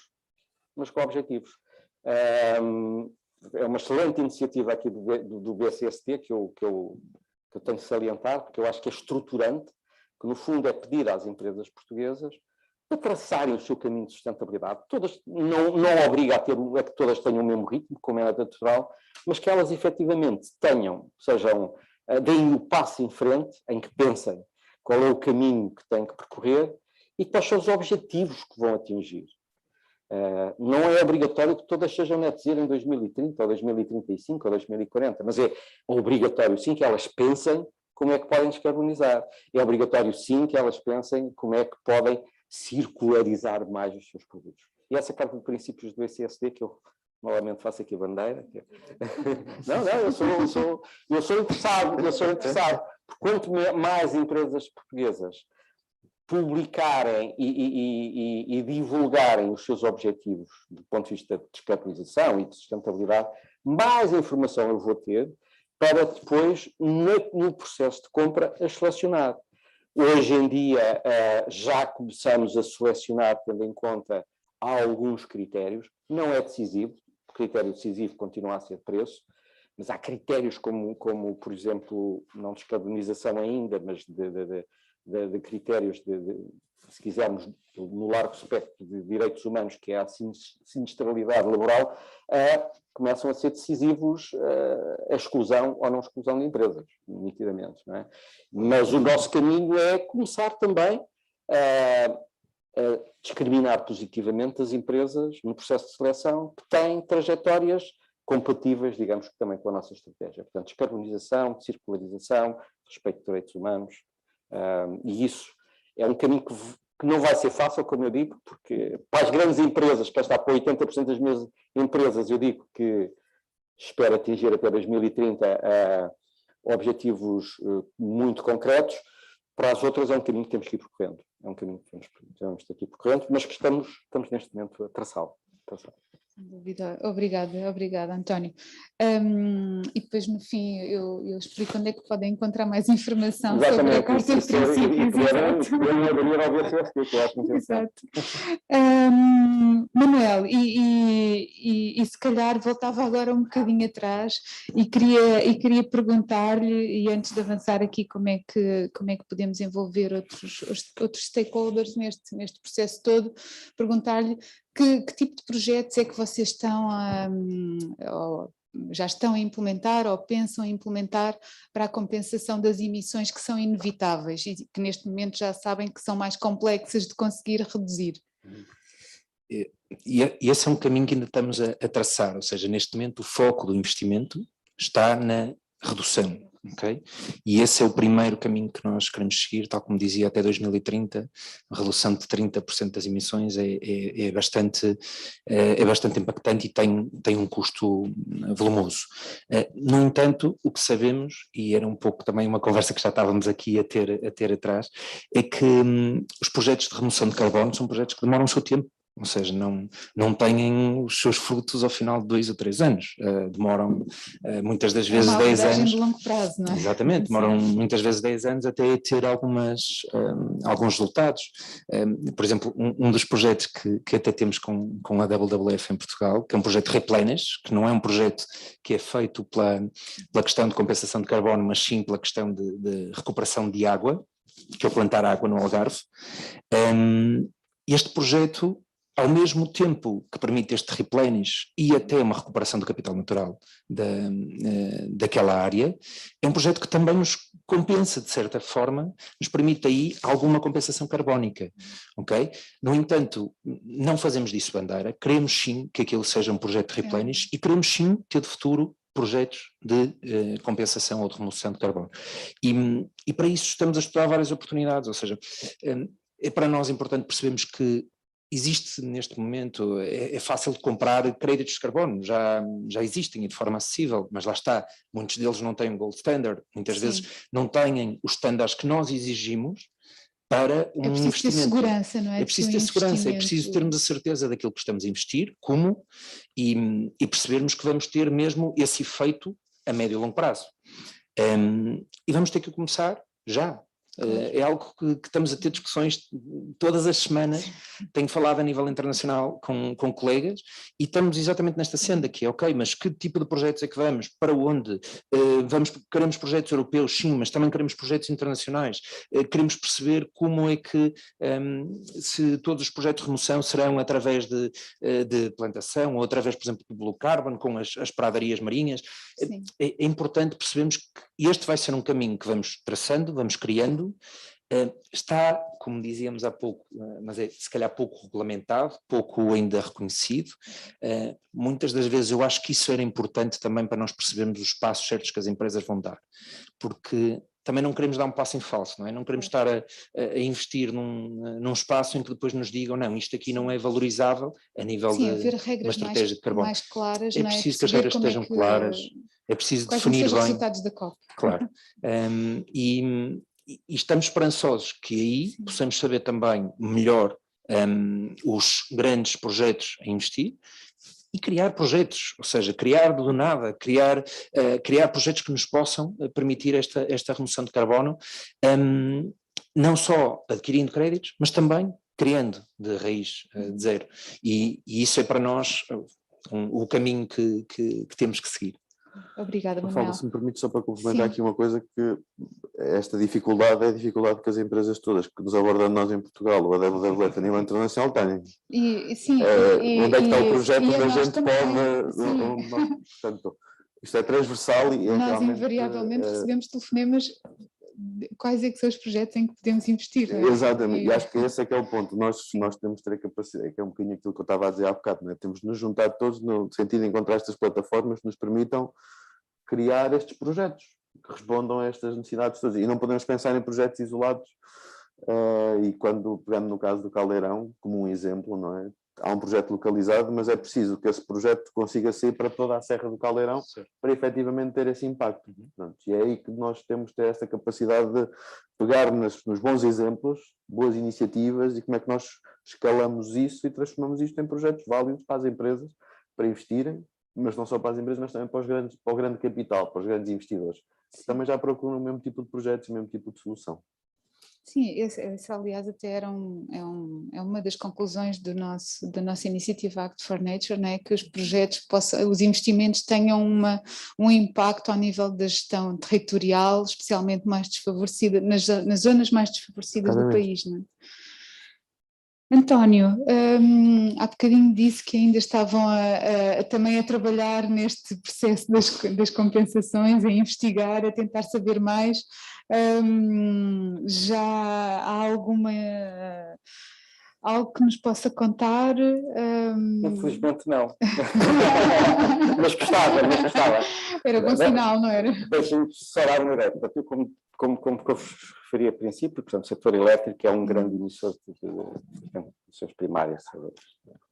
Nós temos uma trajetória de limpá-lo. Nós, EDP. Vamos passar 14 megatoneladas em 2015 para 0 em 2020. Um objetivo ambicioso. Eu falo muitas vezes com investidores, enfim, que é bom, é um bom sinal, porque o mundo financeiro despertou nitidamente para este tema. E eu acho que foi um salto em frente. É um salto em frente, e por isso a pressão das empresas também. Porque sentem que qualquer dia ou não têm acesso a capital, eu diria, equity de ações, ou mesmo um mercado da dívida pode começar a ficar mais caro se elas não têm uma história coerente sobre descarbonização. Portanto, foi um salto em frente. Tem as suas peripécias, como é natural, não é correto, muitas vezes faz assim, não é? Com altos e baixos, mas é um bom passo em frente do mercado financeiro ter entrado. Mas eu estava a falar com o investidor e estava efetivamente a dizer o esforço que nós íamos fazer. E ele disse-me, está bem, mas tu vais ficar com 2%, como é que vais eliminá-los? E eu tentava desviar a conversa e ele voltava para mim, mas está bem, como é que vais eliminar? E eu precisava dizer, meu caro amigo, eu tenho 13,8 megatones de CO2 para eliminar. Os outros logo vejo, não é? Deixa-me fazer primeiro o trabalho de casa. Mas não, ele tem razão, eu não posso deixar de começar já a pensar como é que vou eliminar os outros. Portanto, tem que eliminar os 13,8 na trajetória que está definida e tem que começar a pensar. E para nós começámos a testar vários pilotos, mas estamos com uma incerteza enorme. Nitidamente aqui a incerteza enorme, porque eu não quero compensar as minhas emissões da manhã. Eu quero compensar as minhas emissões a partir de 2030 para a frente, para sempre, não é? Se perpétuas, se possível, se não for perpétuas, pelo menos de longo prazo. E hoje em dia não tenho clareza onde o fazer. Se é na floresta, se é no oceano, há várias, nós estamos pelo mundo fora com pequenas iniciativas em cada uma das empresas do grupo, mas falta nitidamente uma clareza institucional, eu diria, mundial, para, meio do percurso, ninguém se sentir enganado. Porque corremos este risco, eu posso começar a plantar floresta numa zona tropical, porque há menos fogos, não é? E a meio do período alguém me dizer, não, desculpa, aquela plantação, aqueles direitos não lhe pertencem aos cidadãos daquele país, não é? Enquanto isto não ficar claro, eu tenho algum medo. Mas o caminho faz fazendo, não é? Portanto, eu acho que aqui apelo a organizações como aqui o WWF, portanto, são grandes organizações, são organizações já que têm confiança do mundo, quer do mundo dos cidadãos, que é a parte essencial, mas também têm confiança das corporações, que reconhecem competência, ou seja, que se baseiam em ciência, e, portanto, se o mundo, eu diria, se a parte política não conseguir dar o passo de fazer esta jurisdição completa, pelo menos que as grandes NGOs consigam arranjar um framework que seja enfim, que as empresas consigam dizer, pronto, nestes acredito, não é? Eles têm muito a perder reputacionalmente, tanto como eu, não é? Portanto, se eu vou comprar um projeto que a WWF carimba e a meio do trajeto aquilo, afinal, não é mais green, é mais washing que green, eles ficam tão mal como eu, portanto, claro. E aí estou muito mais disposto a avançar, não é? O que não invalida que não haja, como eu digo, projetos pilotos locais, enfim, que nós estejamos dispostos para já a experimentar. Está claro que a parte aqui das algas é uma que nós gostamos muito por causa do offshore e que acho que pode ter grandes sinergias, mas enfim, mas vamos ver. Mas como eu disse, não tenho nenhuma resposta concreta. Não, mas acho que foi uma boa partilha essa perspectiva. Já agora, Mafalda, permita-me só aqui um pequeno ponto, que o António ressalvou aí uma questão que eu acho que é muito importante, que é, muitas das vezes nós estamos a investir em algo que não pode ser apropriado, não é? Ou seja, não é nosso, é algo que é de todos, é algo que é da comunidade, mas eu acho que a defesa desse espaço também é parte dessa responsabilidade. Sim, ou seja, por exemplo, o que estávamos a falar e a questão das pradarias marinhas, que é um ponto importante que continuamos várias vezes a falar sobre isso, existem organizações, por exemplo, Motion Life está a tentar defender que essas pradarias marinhas podem fazer parte de uma economia azul de carbono. E aí é um ponto fundamental. Noutros países já existe, noutros continentes já existe, mas cá em Portugal ainda não. E o que é que isso nos permitia? Permitia-nos guardar, salvar as nossas pradarias marinhas para que elas pudessem continuar a crescer e não fossem afetadas muitas das vezes por turismo, por embarcações, por muitas formas de desvaste destas pradarias que continuam a acontecer, e as pradarias são removedores de carbono gigantes, portanto removem 5 vezes, não é? Se não me falha a memória, removem 5 vezes o que uma floresta remove, portanto é importante continuarmos a perceber que sim, isto é de todos, mas é importante também conseguirmos de alguma forma que as empresas possam participar neste percurso, neste caminho, para que estes ambientes sejam salvos, para que estes ambientes sejam resguardados. E que haja um reconhecimento disso e que seja possível certificar esse contributo, não é? Também. Ok, bem, eu acho que já devemos estar assim um bocadinho em cima do momento, portanto agora nos últimos 5 minutos eu pedia-vos só que 1 minuto a cada um, talvez, que me dissessem como é que podemos acelerar este processo de descarbonização, envolvendo a maioria dos principais stakeholders, não é? Como é que se consegue este envolvimento, como é que se consegue que todos os stakeholders estejam envolvidos, saibam o que é que qual é que é o papel de cada um, não é? Cada empresa identifica os seus stakeholders prioritários e sabe e consegue perceber o que é que poderá conseguir através da colaboração de cada um. E, portanto, no seu caso, Manuel, no caso da Coca-Cola, como é que isto pode acontecer, como é que está a acontecer e como é que pode acontecer, muito rapidamente? Voltamos ao início, Mafalda, que é, isto é um compromisso de todos e tem que ser um compromisso de todos. Muitas das vezes as pessoas até dizem Coca-Cola é uma empresa tão grande, a questão comercial sim, mas a Coca-Cola é feita por pessoas, é feita por pais, é feita por pessoas que têm este cuidado com a natureza e que sabem que isto também tem primeiro. E se não formos todos a defender, desculpem lá, vou tirar a máscara assim mais fácil, se não formos todos a defender este ambiente que é nosso, não é? Este planeta que é nosso, nós não vamos conseguir perseguir o nosso caminho. Portanto, é muito importante que este seja um caminho levado com os nossos stakeholders, que seja um trabalho de cooperação, como vemos aqui hoje, que isto é que eu acho que é importante, é também ONGs que tenham campo aberto como a WWF para e entreajuda e para podermos trabalhar com empresas, com a BCSD, com a WWF, ou seja, com a Boston Consulting Group, ou seja, tentarmos ter cada vez mais esta rede de network que nos liga a todos e que nos permite dizer, ok, olha, este é o melhor caminho a seguirmos, ou não vamos seguir por este caminho, porque este é um caminho que a longo prazo vai ser pior.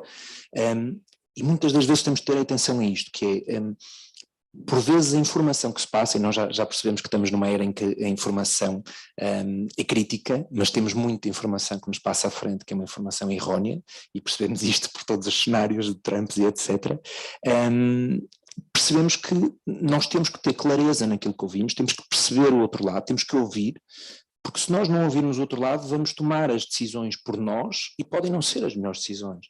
É importante estarmos abertos a ouvir e perceber, ok, então qual é que é a melhor estratégia para a indústria, como? Então vamos falar também com os stakeholders, o que é que os preocupa, o que é que podemos fazer diferente. E perceber que isto também das entidades governamentais também é muito importante, que é que ouçam também a indústria, que ouçam também o seu percurso, e isso tem sido um trabalho feito, mesmo, por exemplo, temos o Pacto Português para os Plásticos, tem trabalhado muito nesse sentido também. Acho que é importante que todos trabalhem em conjunto e acho que hoje é um bom exemplo disso, o que estamos a fazer aqui. Obrigada, Manuel. António, como é que se pode acelerar este processo com o alinhamento de todos os stakeholders? Assim, muito rapidamente. Não é fácil.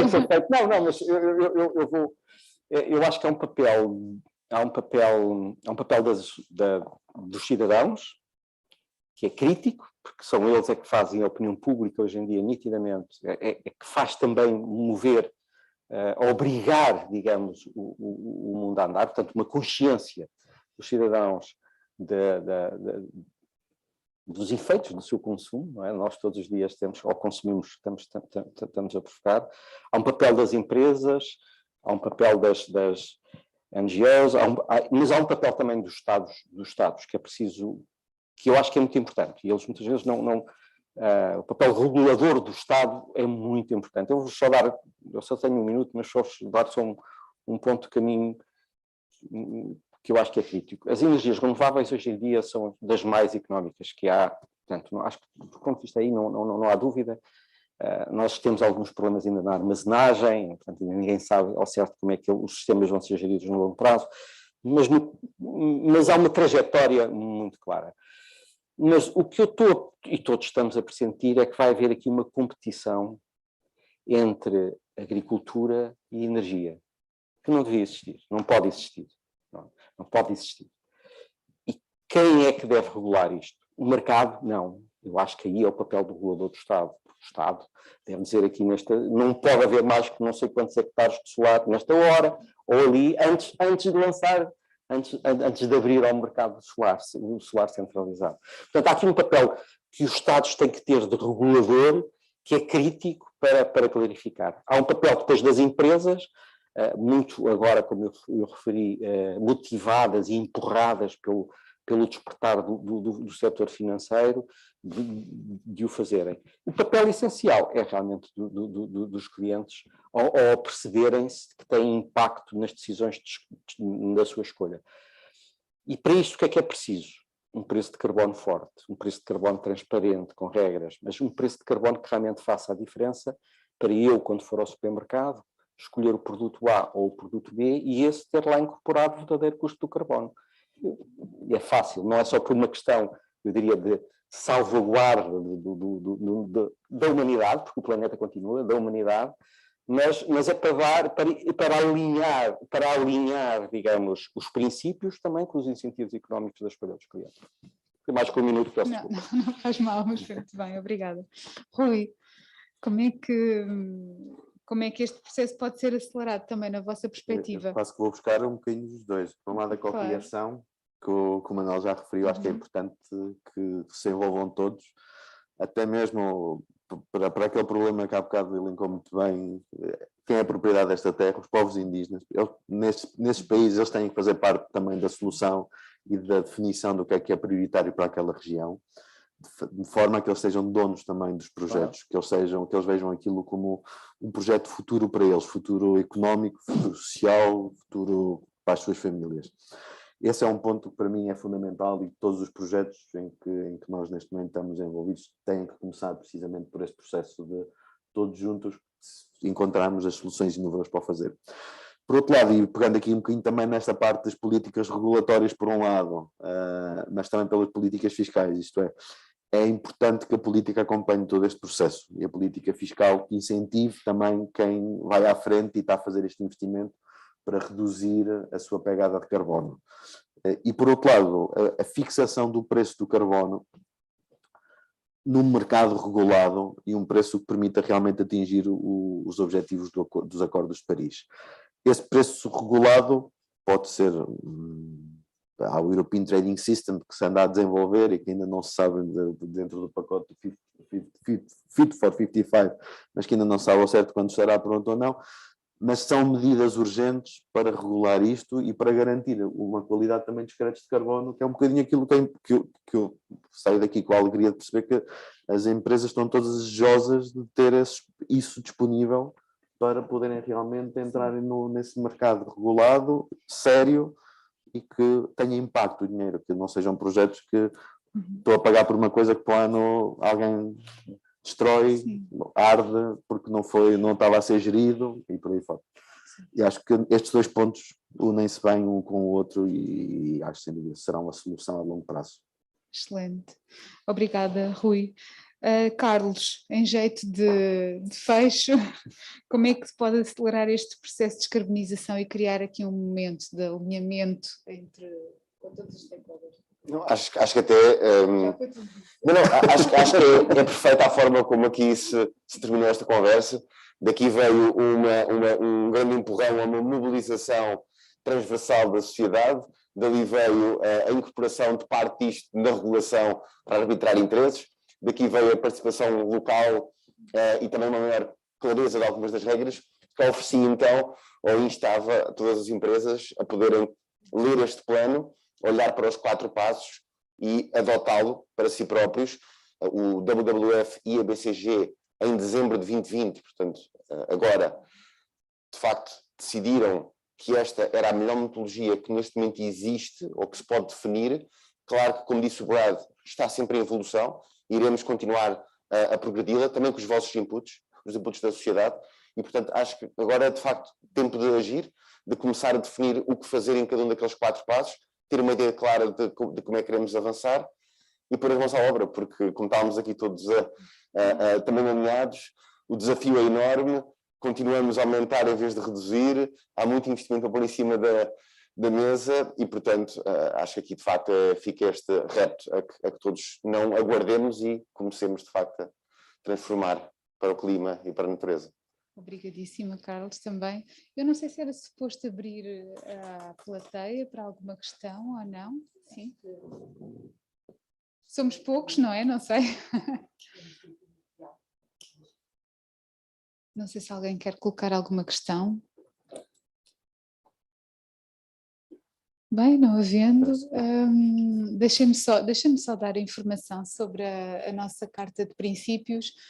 Eu até acho que este plano vai ser um dos recursos que nós vamos incluir quando divulgarmos a plataforma que estamos a preparar para apoiar a implementação da nossa Carta de Princípios. É o nosso referencial, que já foi publicado em 2017, reúne princípios de uma boa gestão empresarial, alicerçada nos princípios da sustentabilidade. Qualquer empresa, qualquer organização pode tornar-se signatária, e portanto estamos a preparar algo que é a Jornada 2030 da nossa Carta de Princípios, que ajuda as empresas a implementar a Carta.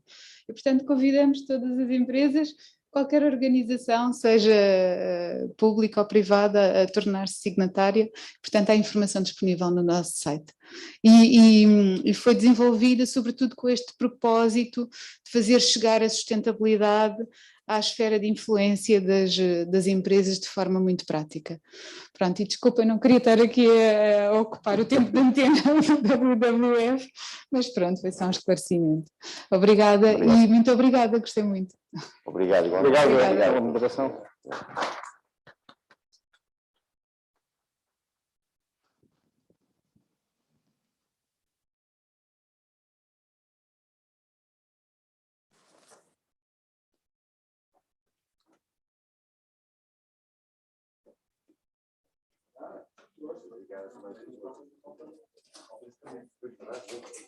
Eu queria só dizer que também há um café lá fora, mas antes só 2 notas, se me permitirem. A primeira é pegando um bocadinho naquilo que foi aqui este debate, onde as empresas disseram que já fazem, aquilo que ainda não fazem, o que os preocupa, o que gostariam de ver feito com mais clareza. Nós achamos que, de facto, o momento é agora, não é? A natureza está mesmo em risco. Tem sido avassalador tudo o que temos visto que prova que a natureza está em risco. Vivemos tempos decisivos. Falou-se aqui também numa questão que é cara à WWF, que é a conservação. Hoje em dia não é só e não apenas a questão da proteção da natureza, é muito mais, é a questão da proteção dos direitos humanos, é a questão da aposta nas comunidades, é a questão de envolver mais entidades e a cooperação, e portanto nós pautamos a nossa atividade, acho que a nível mundial e em Portugal, por esse envolvimento, por essa cooperação entre os setores. Nós tivemos sempre uma grande tradição de trabalhar com as empresas durante anos, fomos muito criticados até por nossos amigos ambientalistas e outras ONGs como a nossa, mas de facto as empresas têm este papel decisivo, para já têm um outreach muito evidente, depois mexem com vários atores das cadeias e, portanto, também com os clientes, com os consumidores, com a comunidade local. Portanto, a nossa aposta sempre em colaborar com o setor corporativo foi a correta. É assim que tem que ser feito e queremos continuar. Agora, o desafio, acho que é um pouco, é claro para nós que as empresas naquela abordagem de 4 passos estão na primeira, estão na segunda, mas ainda não estão na terceira, ou seja, definir um claro plano de investimento na natureza. E temos tido iniciativas de criar portfólios de projetos que são credíveis, que têm o crivo da União Europeia, que têm o crivo das agências de investimento internacionais, que têm alguma apetência de financiadores e, portanto, todo este conjunto e esta colaboração e, neste sentido, mostrar às empresas que há projetos, que há instrumentos que podem merecer o apoio e esse investimento, tem sido o nosso trabalho.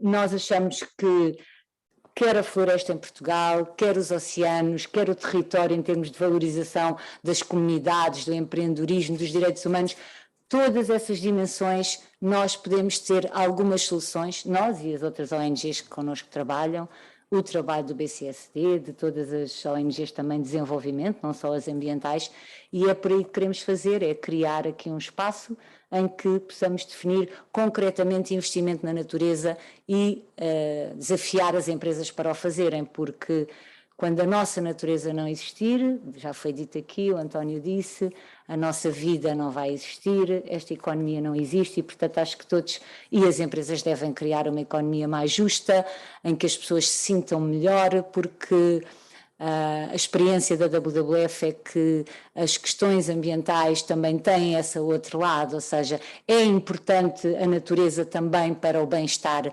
emocional, mental, e acho que a Covid demonstrou isso, e portanto todos juntos, e as empresas investirem cada vez mais na proteção da nossa natureza, quer seja terrestre, quer seja em termos de oceanos. Obrigada, um último agradecimento ao Oceanário de Lisboa, à Fundação Oceano Azul, por nos ter recebido, são os parceiros fundamentais do nosso programa Oceanos. Com eles temos um projeto muito inovador para criar um oceano mais saudável, integrando vários aspectos de pesca sustentável, de áreas marinhas protegidas. Um agradecimento à BCG, que quis colaborar connosco, já a nível internacional tinham feito este projeto, mas aqui em Portugal, e acho que aquilo que produzimos em termos de conhecimento é importante para alguns setores e esperemos que as empresas o considerem assim também.